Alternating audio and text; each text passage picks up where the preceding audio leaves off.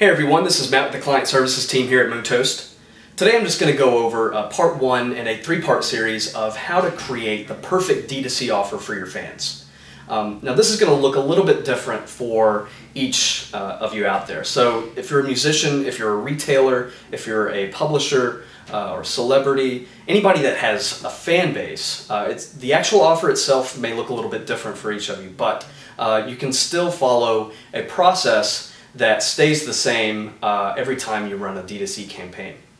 So we've actually come up with this process here at Moontoast, and as you can see here, we do have an acronym for it. It's not necessarily a pronounceable acronym. We didn't mean for it to be, but if you want to try SCUDA, I don't know, maybe that should work, but either way, this is a process that you can actually follow each time you do a D2C campaign to have the most success from that campaign.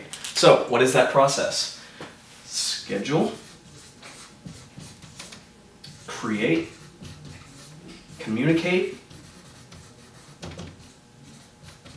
distribute, and analyze. So, today we're actually going to focus on the scheduling and the creating of your D2C offer, and we'll focus on the other three in parts 2 and 3.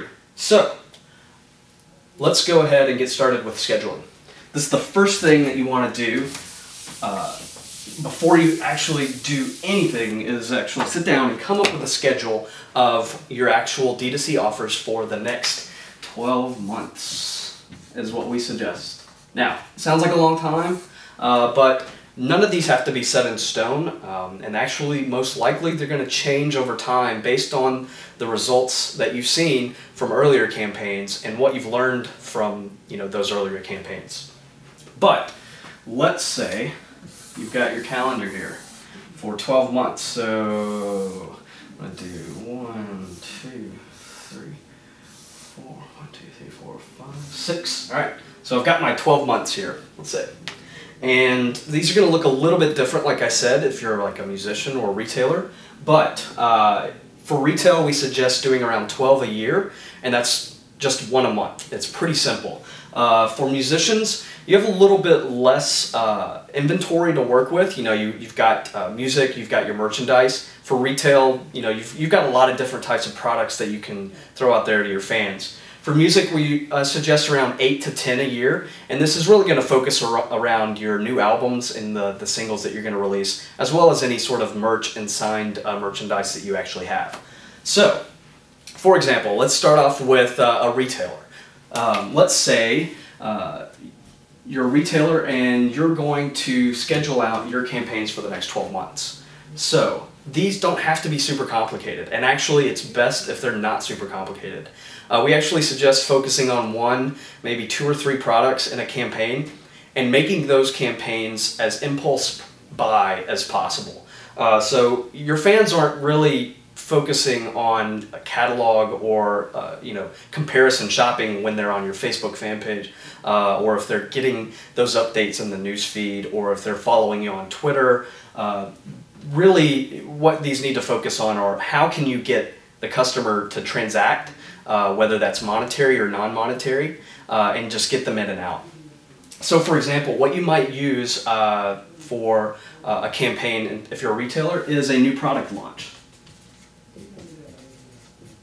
Now, this is a perfect way to build up your fan base long beforehand.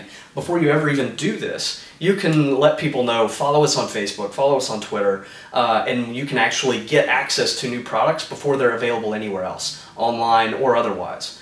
And remember that these campaigns need to be differentiated. You need to focus on making these unique so that your fans will actually take part in this campaign rather than just thinking, oh, I can just get this on the website, or I can go down the street to the store and buy it for the same price.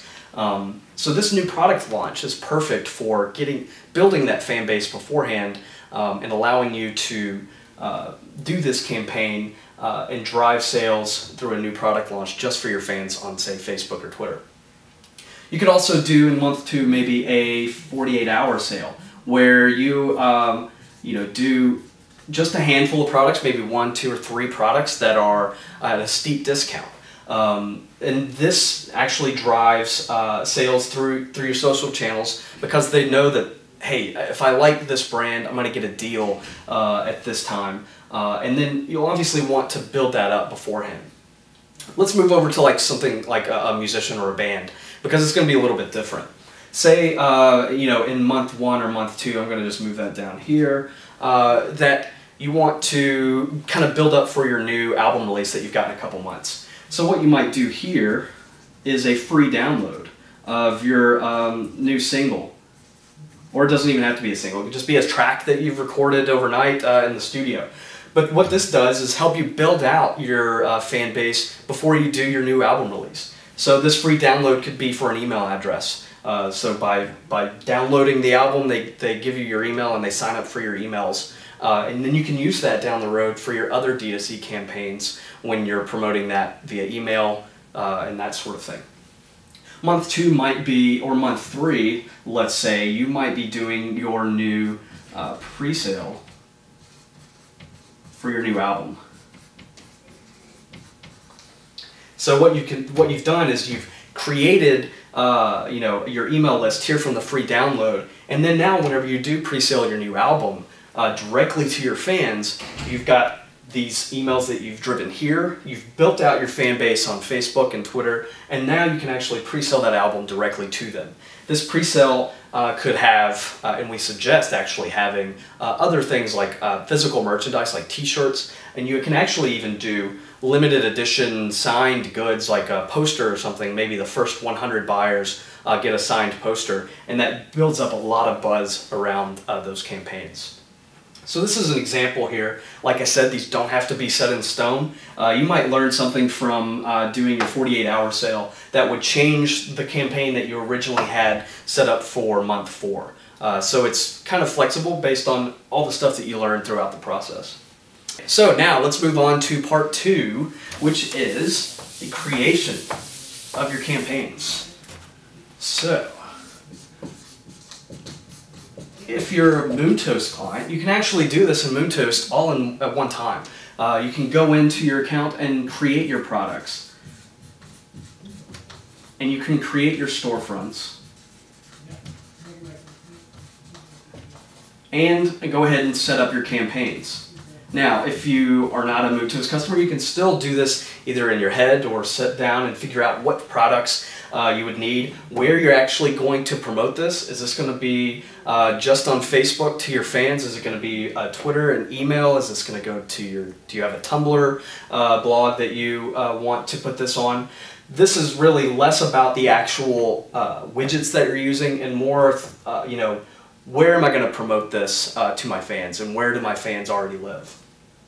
So, for example, the create part is just taking what you've done on that 12-month calendar and go in and creating those campaigns in whatever e-commerce system you happen to be using. In Moontoast, this is actually creating the products, setting the inventory, creating the storefronts. This is the social store, this is the pop-up store, this is the ad store if you plan on using this for an ad network. And then actually setting the campaigns. So when is the start and end date for this campaign, and what storefronts are actually going to be inside this campaign so that our analytics can actually track them all as a whole, and you can see from campaign to campaign how you're doing. Now, this actually is going to be a little bit different for each of you, like I said, and you don't have to have these be set in stone in any way, shape, or form, because these are always going to change as well. So that is pretty much it. We will go over steps 3, 4, and 5, which is the communication, the distributing, and the analyzing of the campaigns, and you know, in our parts 2 and 3. But for now, this should give you enough to go ahead and get started and start scheduling out those campaigns, and we'll learn a little bit more later. Thanks.